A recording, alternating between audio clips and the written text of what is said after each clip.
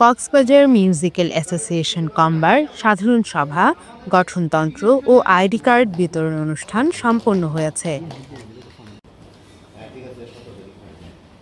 15 জানুয়ারি বিকেলে কক্সবাজারের এক অভিজাত হোটেলের হলে কম্বার সভাপতি বিশ্বজিৎ ধর লালনের সভাপতিত্বে সাধারণ সম্পাদক আপনচন্দ্র দে সঞ্চালনায় এই সভা অনুষ্ঠিত হয়।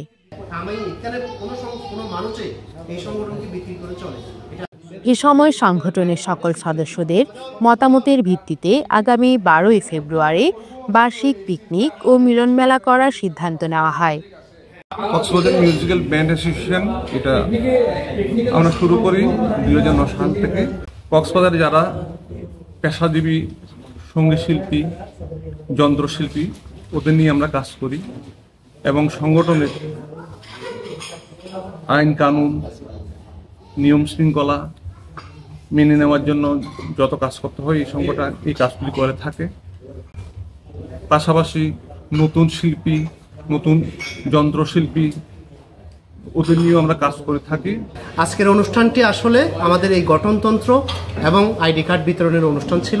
এছাড়াও আমাদের আভ্যন্তরীণ কিছু শৃঙ্খলা বিষয়ক কথাবার্তা ছিল আজকের এই অনুষ্ঠানে।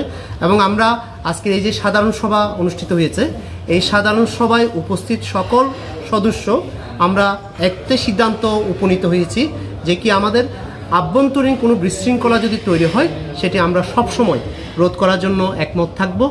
এবং আমরা আগামী ফেব্রুয়ারিতে আমরা একটা বনভোজনের আয়োজন করতে যাচ্ছি। তো সেই বনভোজনের সকল সদস্য এবং তাদের পরিবার সহ নিয়ে সবাই উপস্থিত থাকার জন্য আমরা সিদ্ধান্ত নিয়েছি।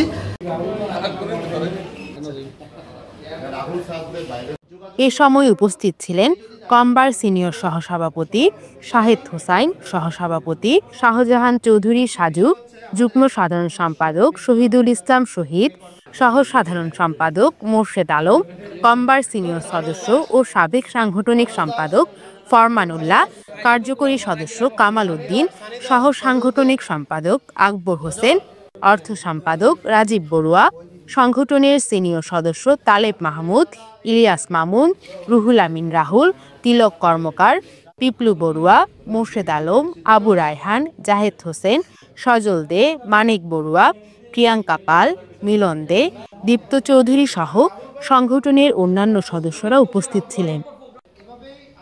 News desk, CCN.